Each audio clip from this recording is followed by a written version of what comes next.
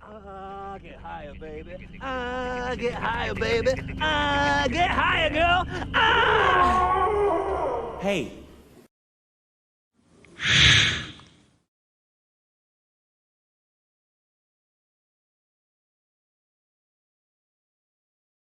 Hello, everybody, and welcome to Knights of the Pageless Library. This is a little podcast where we review audiobooks. I am Bo Knight, and with me, as always, is Ryan Knight.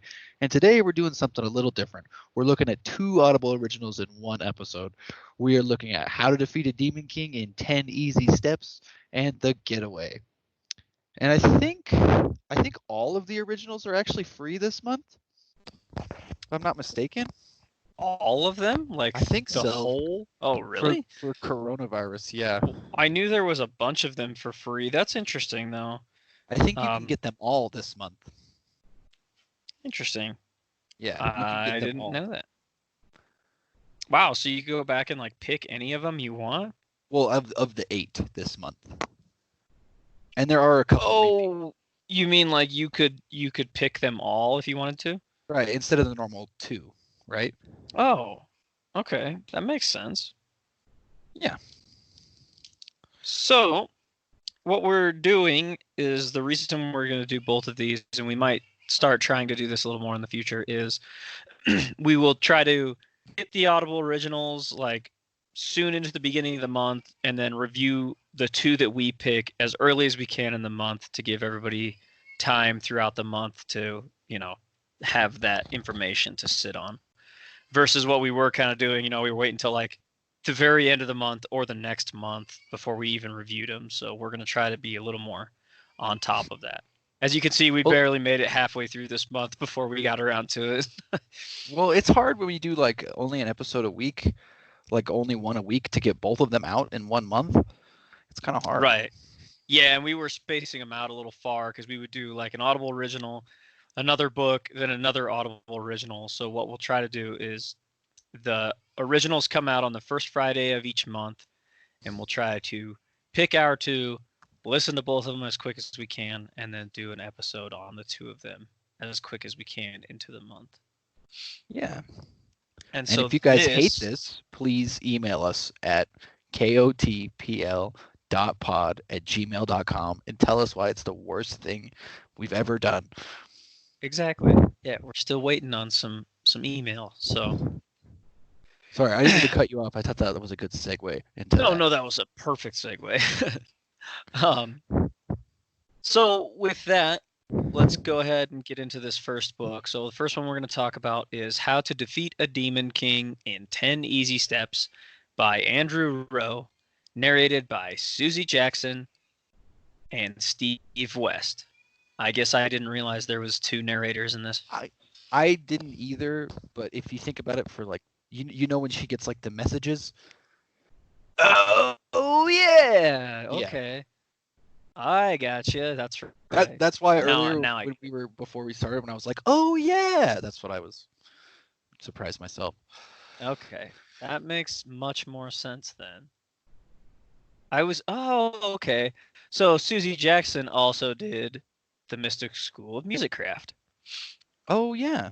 She narrated that. I recognized her voice. Yeah, okay. I did too. And then I just scrolling down on this, I saw her picture and I was like, wait a minute, she looks familiar. That's why.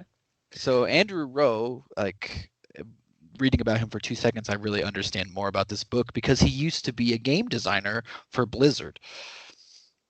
Okay. That makes a lot more sense. Yeah, it does make more sense, doesn't it? It still will not change my final opinion, though. Me either. It says he also worked on what? Let's see.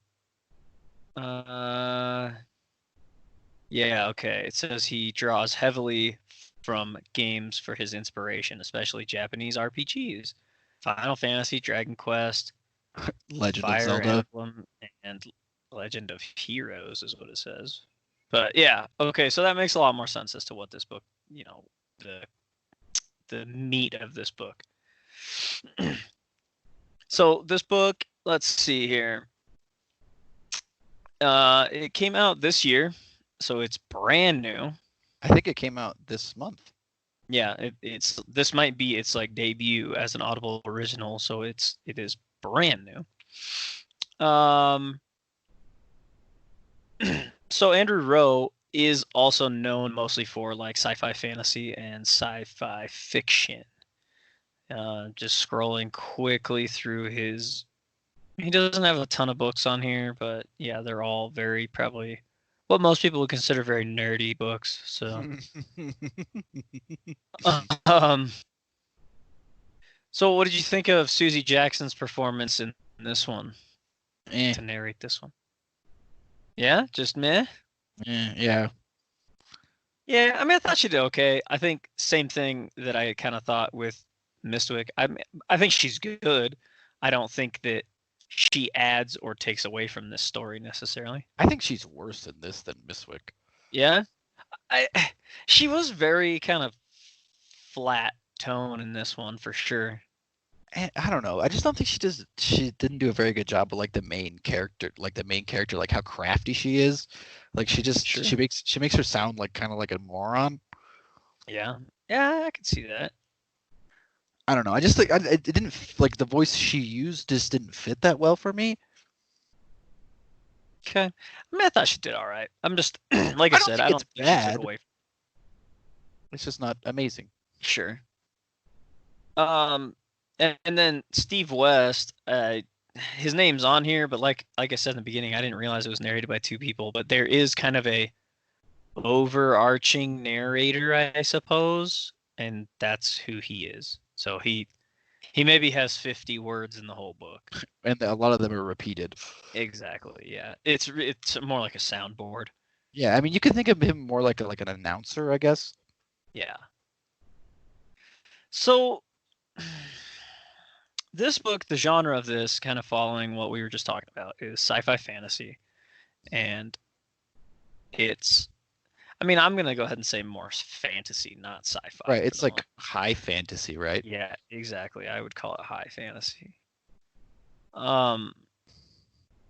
So this book is like, I don't even really know how to describe it. It's almost like you're watching someone play a video game over their shoulder, and someone's reading it to you in your head while they're playing it. Yeah, that's actually the perfect way to describe it. Or better yet, the person playing it is saying everything they're doing while they're playing. Yeah. And that's literally what is kind of happening. I don't fully understand it, but I'll get into that more shortly. So this one's 5.5 hours long, which is actually a pretty decent length for a free book, in my opinion. Yeah. I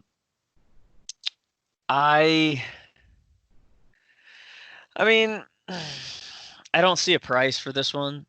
Well, it's an Audible Original. I don't think you can purchase it till after this month. Oh, okay. Okay, that makes sense. Why some of these we can't ever see their price? Because yeah, it won't have a price established until after it's not free. Okay. So what do you think? Easy to follow? It's pretty easy to follow, but I don't know how much of that is just my like base knowledge of video games. Sure. Okay, that makes sense. Yeah, and I mean, I kind of would say the same thing, sort of.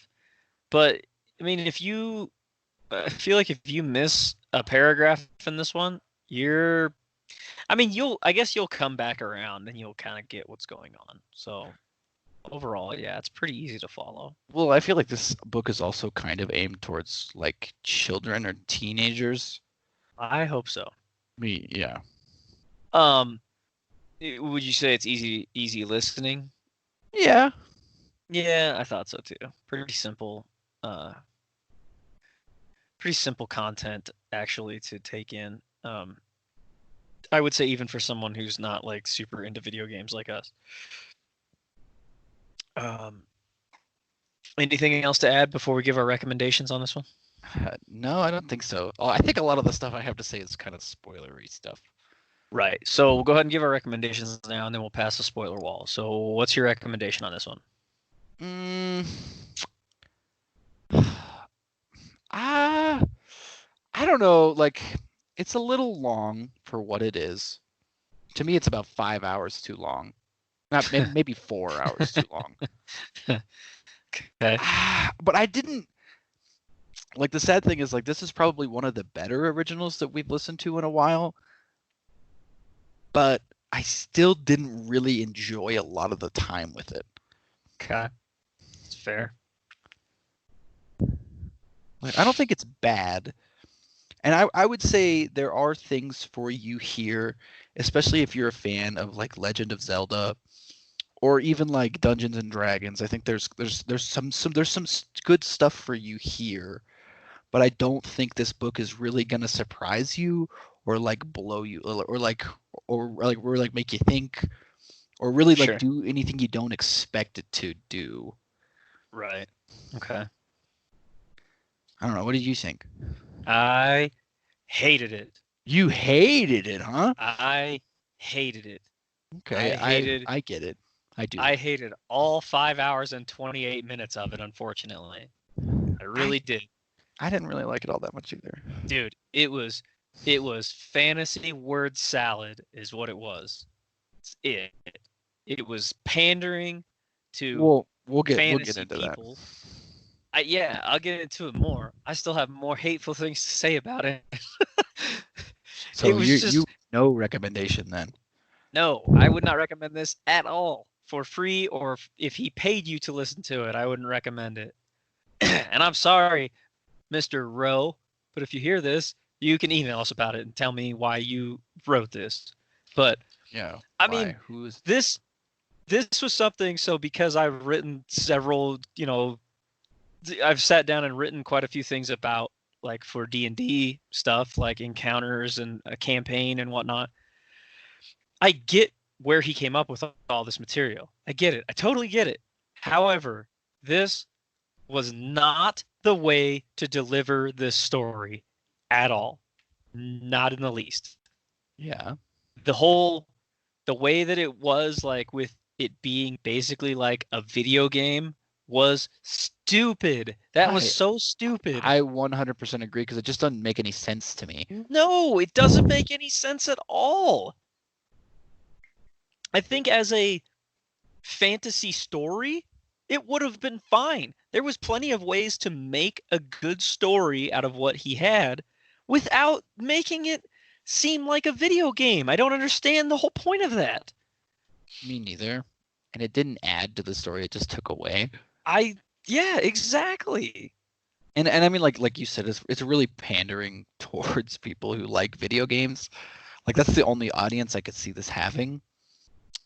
Sure, but that's also kind of what irritated me about it, is because obviously I love video games, and I just thought this was kind of a travesty of that. Well, you want to get into the spoilers? Yeah, so for anyone who wants to listen to this still, I mean, I am saying hard no, but we're going to talk about maybes. Okay. So we're going to spoil the story here now. So I guess if you really want to go listen to it, and come back and hear our thoughts on it some more. So I don't really want to get into the minutia. I just want to get like the big picture stuff. The thing that really bothered me was how cookie cutter Legend of Zelda it all was. Yes, that's kind of what I'm saying. But like he didn't even try to hide it. He was like, "Oh, but the hero wears a green tunic and uses the whatever, the hero's sword and the hero's shield." It's like, and they had to pull it, and they had to pull the sword out of a stone. Like, yeah, come on. Okay. And that's fine. That is completely fine if you use other source material to write your story. For sure. There's nothing wrong with that. However, yeah, could you at least have a little bit of dignity and not use the earth and the fire and the water temples too? Are you kidding me? Yeah. Like, I don't know, man. I was not into this at all. It is all very uninspired, and that's kind of what I meant when I was like, nothing about this is going to surprise you. Sure. Like nothing, like it tries to tell like a cute like underdog story about like her having a weird class and her being able to do all this stuff, but basically she's like OP anyway, in just a different way. And all of that ends up sort of meaning nothing. Exactly. Exactly. Like it didn't matter that she could do all these special things. It didn't Right. matter. No. Yes, so the short of this story is basically we follow around this gal, Yui Shaw, which you don't even learn her name until pretty far into this.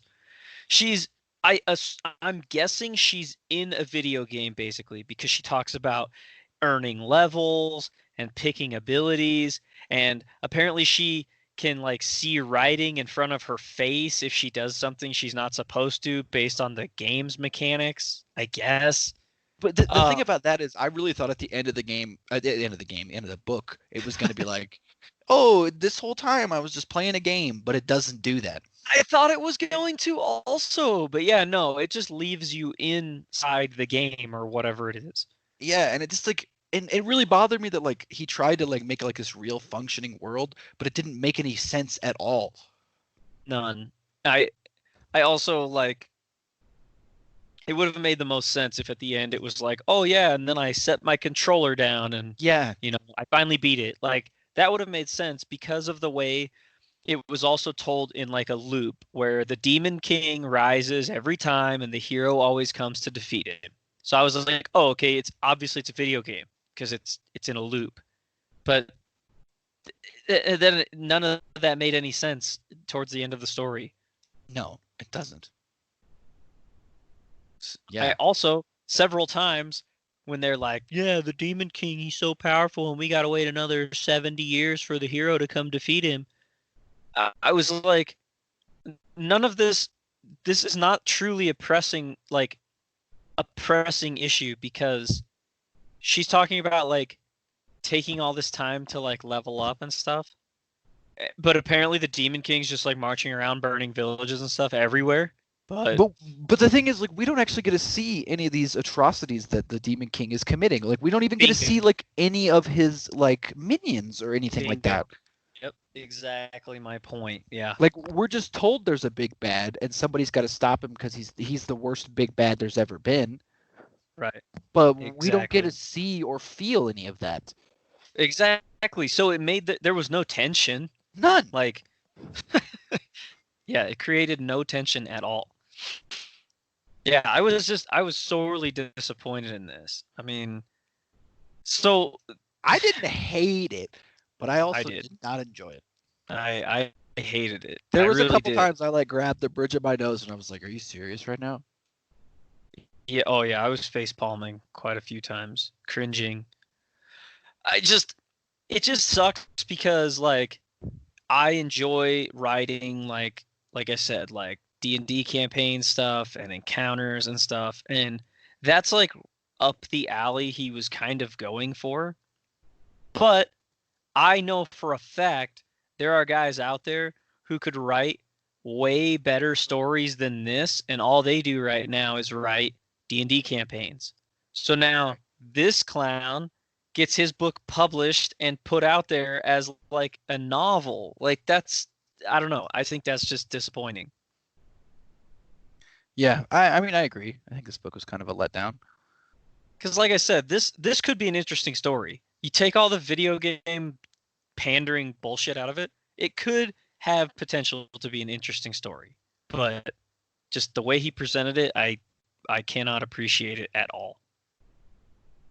Yeah. Ugh, and the ending is just bad. Oh, the ending's terrible. It's so cliche. Yeah. Oh Which, my gosh. but it feels like the whole book was supposed to be cliche.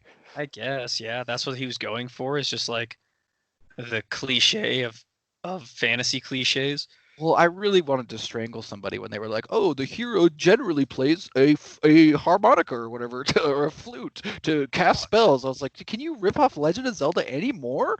Yeah, that was some pretty weak. Yeah, I don't understand that He either. wasn't even trying to hide it. I don't know. Yeah, maybe he should have stuck to actually working on video games instead of writing stories for them because clearly he was uninspired. So Yeah, you done with this one? Are you done beating this demon horse? yeah, I suppose. I mean, we didn't even really talk about the story. That's how much I don't want to relive it. Well, I don't know if we really should get into the minutia. I think No. we should. Let's Let's move on to the next one because, I'm done with this demon horse. Okay. So the next book we're going to talk about today is The Getaway by Greer Hendricks and Sarah Pekkanen. Sure. Pekkanen, and narrated by and narrated by Emily Bauer. So, as we said, this is another Audible original that was free for the month of May. Or as Bo said, I think you might be able to get them all. These are just the two that I picked because I thought we could only get two. So these are the two that I happened to pick. So let's see here. This book also, I believe, is brand new. Yep, Yeah, just came out this month. Yep. So Greer Hendricks and Sarah, I'm just gonna call you Sarah. Don't want to offend you. Are mostly known. They're both mostly known for like mystery thriller type novels, which makes sense for this book. It does.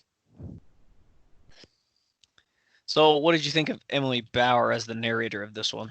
I think she does a pretty good job. I thought she was pretty decent as well. Yeah. Kind of the same thing. I didn't feel like she added a whole lot to this, but she definitely didn't take anything away from this story. I thought she did pretty good. Yeah, it was a very serviceable job. Yeah. You're getting off easy though, Emily, because you're riding the coattails of that other atrocity of a book. So. Okay, we'll get into it a little more. So, so this book itself is a mystery thriller and like a suspense type novel. So, I mean, I won't like kind of spoil anything, but this one basically, like, if you were to read the summary, is about this gal who takes like this trip that she thinks she's going on a retreat. Kind of turns into a nightmare for her. It also kind of drops the message of like, be careful of offers you receive on the internet. Yeah, in my opinion. So this one's about 2.5 hours long, which is pretty short, but yeah, I thought this was the right length for this one, in my opinion. Yeah, it didn't overstay its welcome at all. Correct. Yeah. And I think about as much attention as I was willing to give it was how long it was. Right. Yeah. If it had been as long as the last book, I would have probably quit by the 2.5 hour mark. Really? But we'll get into that in a minute. Okay. So no pricing available on this one. Again, it just came out, so it's free with if you're an Audible member already. I mean, which is a good thing. Yeah. Did you think this one was easy to follow? No. I don't actually think it was either. For the specific reason, if you missed a couple of key points, you would be lost. Yeah, because some specific moments are really important. Right. I will say it was easy listening though. As long as if you were listening and paying attention, the story is very easy to follow. But like I said, if you missed a few key points, you probably won't be able to come back in and pick up the story. Right. So just be aware of that. Yeah. So with that, let's get into the recommendations. What are your thoughts? You go first this time. Oh, me first. Okay. I actually would recommend this one. Only because it's kind of short and sweet and it gets its point over, and the material was not bad. Like, what it's about was actually kind of interesting. So I would recommend this one, especially if you're into like mystery type novels and stuff like that. This one was actually not too bad. Yeah, I would actually agree. I actually like this one quite a bit. Okay. This is probably my favorite Audible original that we've listened to so far. I think I'll give it that too, actually. No, I have to take that back because wasn't Lullaby an Audible original? Oh, dude, you're right. Never Yeah. mind. I am also a liar. Yeah. So Lullaby this, slaps. yeah. So good. That was like our like fourth or fifth episode. It was a long time ago. So if anybody's interested in that, go back and listen to our episode about Lullaby. But I would put this maybe at a second place for Yeah. Audible Originals. And the only reason I said I would have probably quit after 2.5 hours if it was much longer than that is because by the end I was kind of just like, okay, well, let's wrap this one up. Like that's the only reason. I mean, this book actually took me by surprise because I didn't read like the little summary, and I thought this was going to be like a dating thing at the beginning. So I was did like, oh no, what have we done? I was like rolling my eyes. I was like, I cannot do this. Well, that's good then that it was a little bit of a pleasant surprise for you. Yeah, which it was. Yeah, I mean, I thought it was pretty good too. I mean, I thought that the subject matter was actually pretty well told in this story. Yeah. So with that, should we go ahead and spoil it real quick? Yeah, let's do it. Okay, so for anybody who wants to listen and doesn't know the deal already, we're going to talk about the story. So you want to listen to it, go get it quickly, before May is over. Come back and listen to our thoughts. Yeah.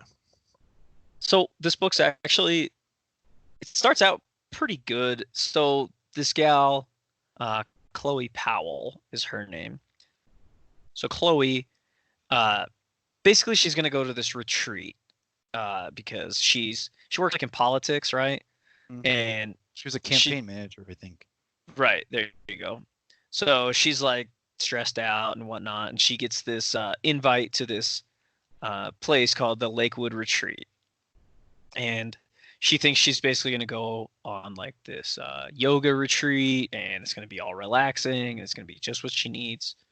And so she heads to this place. She gets picked up by this dude who's her driver.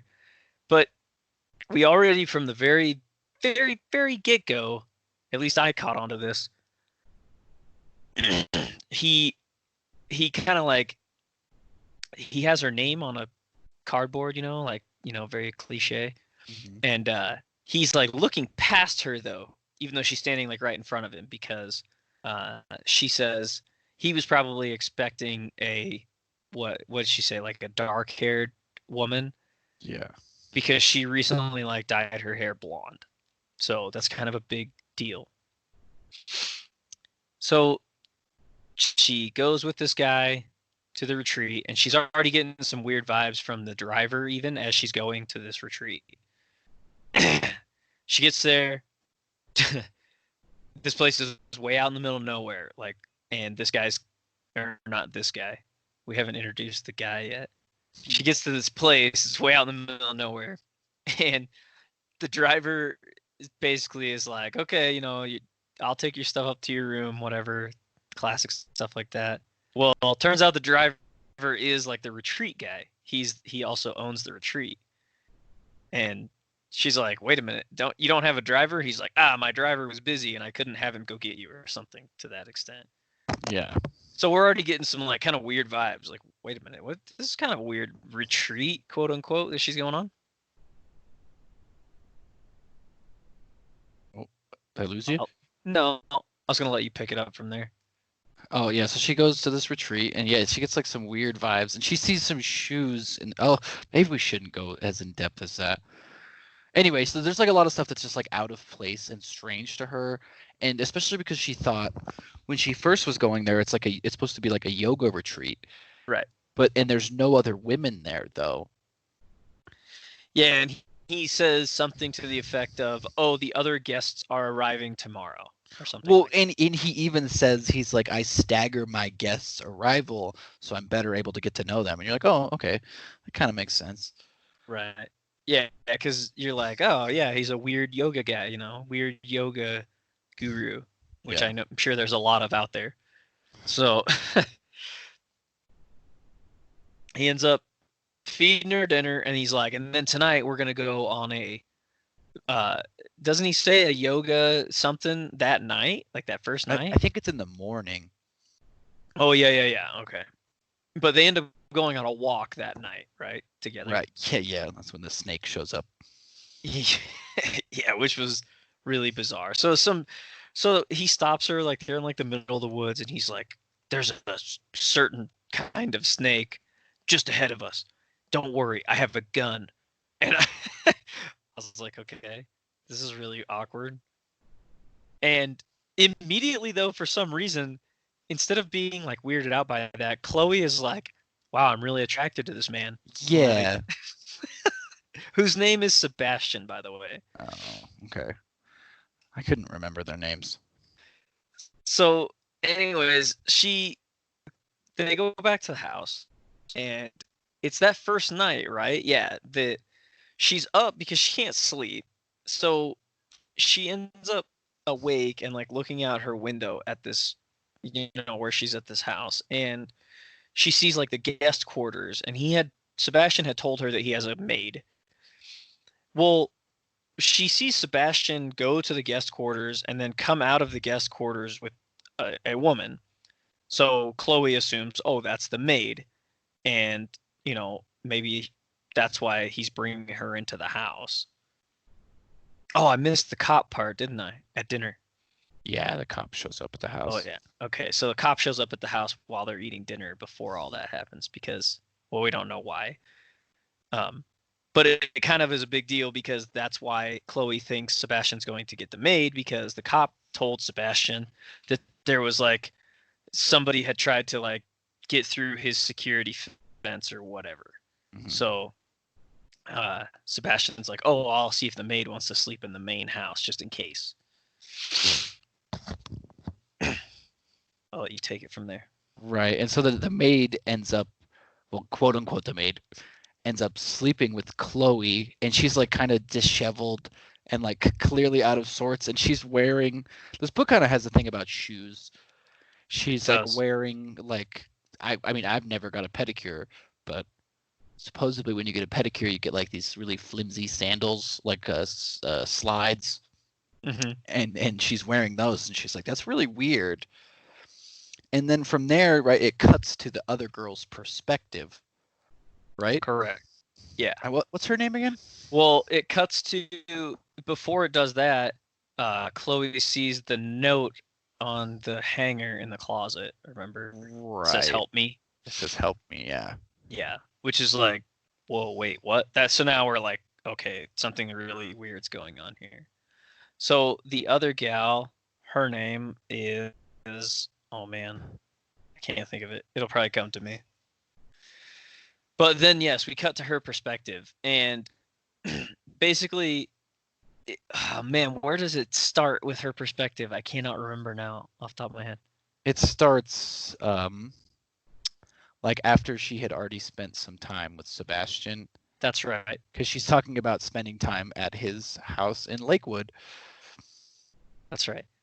Yeah, and she's like talking about like how it wasn't everything she was hoping for, and he's kind of like he's handsome, but he's not very interesting.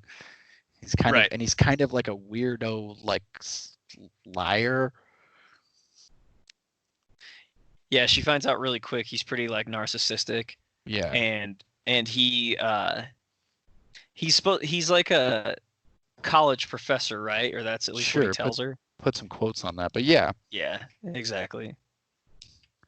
And she ends up trying to, basically, she's like, okay, it's been weird while she's staying there with him at his house. So she's like, okay, I'm gonna leave. She's a contractor, this other gal.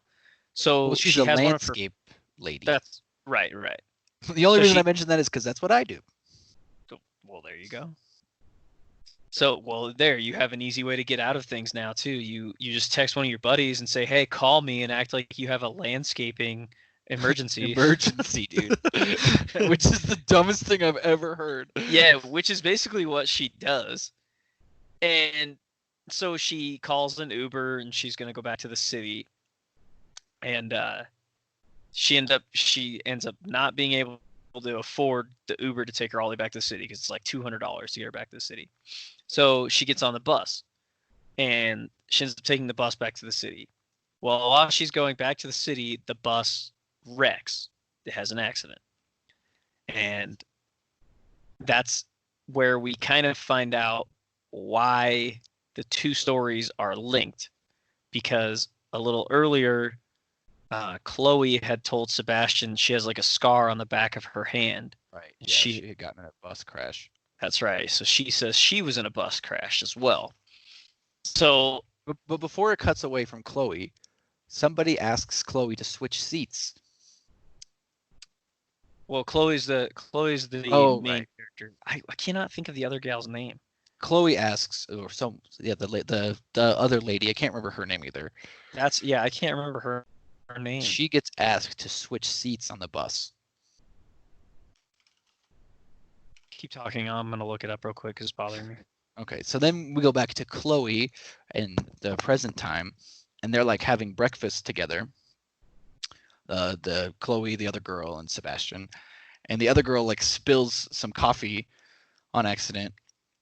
But this whole time, Chloe thought she was just another girl there for the yoga retreat, and she like spills some coffee. But then she like immediately gets up and like goes to a very specific drawer to get a towel, and she's like, "Whoa, wait a minute! Like, why does she know where that is? Like, this is all very strange." And then like kind of from there, like Sebastian starts grilling Chloe about the bus crash, and she's like, you never even mentioned that like another lady got hurt, like, and then you kind of find out, I mean, you kind of as the listener already knew this, but like you kind of find out this other girl is involved with Sebastian. Like this whole retreat is actually like a facade, and so they like kind of start grilling Chloe about the bus crash, and supposedly this other girl, after the bus crash, she sustained a head injury. Right. And then we cut back to the other girl before that, and her like kind of being tortured by Sebastian almost. Like he's like basically keeping her hostage. That's exactly what he's doing. Yeah. So we find out that's why she has those flimsy little shoes on, is because he kidnapped her after the she fact. got a pedicure, yeah. Right. He like found her, and she's like, this is so weird because like she basically thought she ended it with him, and there was no Oh, yeah, more she of did- it. She did break up with him, yeah. Right. And yeah, so he comes back to kidnap her, and that's when he takes her back to his house and basically is holding her hostage there. He will not let her leave. And he like systematically goes through all the people that like made it so she had to take the bus back to DC. He like kills her Uber driver. Yep. And takes her shoes. He freaking goes and kills the client that she said is the one who called her to go do her landscaping emergency. God, so he dark. goes and freaking kills her. And so now the last one on his list who essentially hurt this girl that he loves is Chloe. That's why he lured Chloe to his yoga retreat, quote unquote, which is kind of what I meant when I said earlier that this book really makes you think about the like offers you get like in your emails and stuff, because he set all of this up to make Chloe think it was a yoga retreat. Even he went as far as to like he had like a celebrity Instagram account where he like whatever was talking up the retreat and said it was like the best thing ever, and this was like a celebrity that Chloe, idolized. Yeah. Yeah, which is kind of weird. They mentioned that multiple times. Yeah, it's super weird, and I still don't really understand how he got away with that part of it. They don't really get into like how he created the website and stuff like that. Right.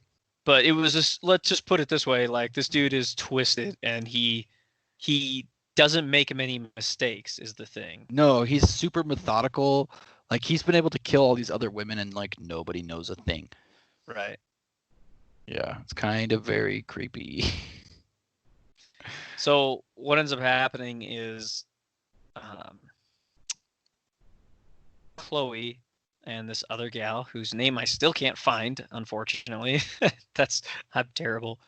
I want to say it was like Diane or something like that. Something along those lines. Sure. Okay. I'm we'll not just call sure. her We'll call her Diane for the last few minutes of this. Anyways, Chloe and Diane work together essentially to try to.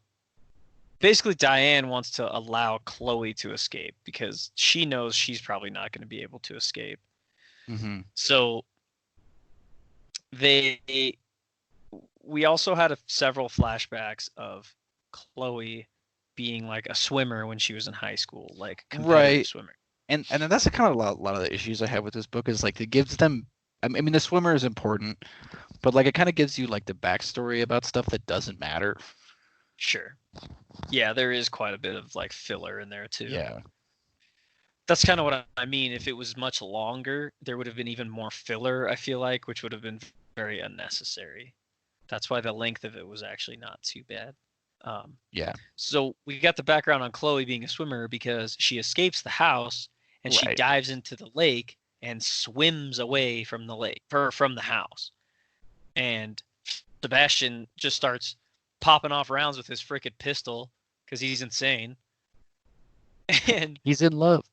well, I guess, yeah, like so in love that he seems like he wants to wear this other gal's freaking skin all the time. Yeah, you're not close enough. You have to be on me.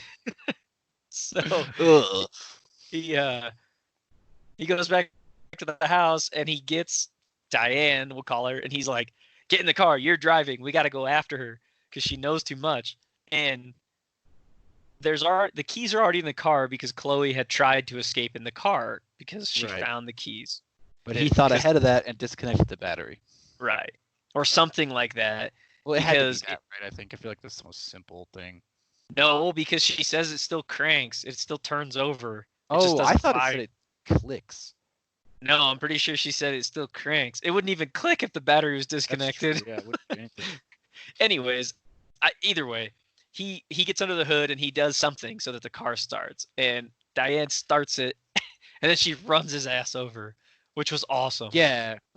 Well, I was even thinking, I was like, this guy's an idiot. Why would he let her drive and then stand right in front of it? Yeah, I was thinking the same thing. And then yeah, she figures it out too, and she freaking runs his ass over and kills him.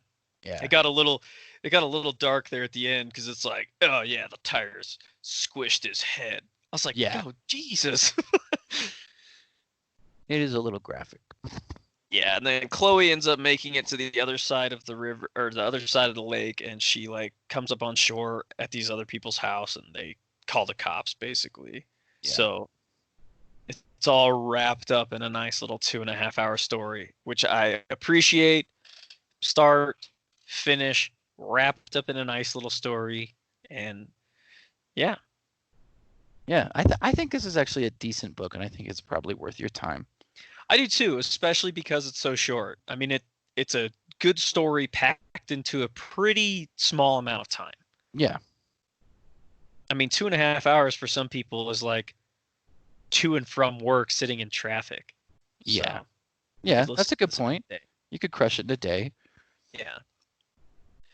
So, and then you could fill the rest of the time of your week listening to our podcast.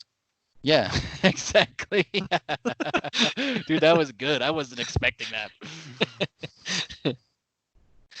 So, yeah, those are the 2 Audible originals we picked for the month of May to listen to. That's just because I didn't realize I could get any of them for free.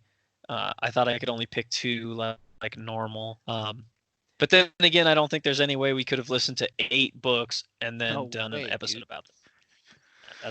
That's a lot. There's no way. So, with that, Oh, what are we doing What next do you time, think? Brian? I think we are doing Time Machine by Heck. H.G. Wells. Heck, yes, we are. Yes, that is what we're doing next. And the specific one that I picked is narrated by John Banks. I'm going to get that out of the way now because I believe there is a lot of different ones on Audible you could pick from. Oh, is there? I think so. Okay. So just to clear things up right now, in case somebody wanted to listen to it beforehand and then just get our thoughts on it later, it's the one that's narrated by John Banks. All right. So yeah, with that, Anything Yeah. else? Any other closing thoughts on this one? Other than like, thank you for everybody for listening. Yeah. Truly appreciate all of you. Like, it means a lot to me, even when one person listens to this. So if you take your time to listen to this full episode, I really, truly appreciate you. Yeah, no kidding. Thank you guys very much. We really do appreciate it. And again, if anybody wants to get a hold of us for any reason, kotpl.pod@gmail.com. That is by far the easiest way to get a hold of us. So Yeah. And I think with that, we're pretty much done. yeah, and we hope to catch everybody in the next one.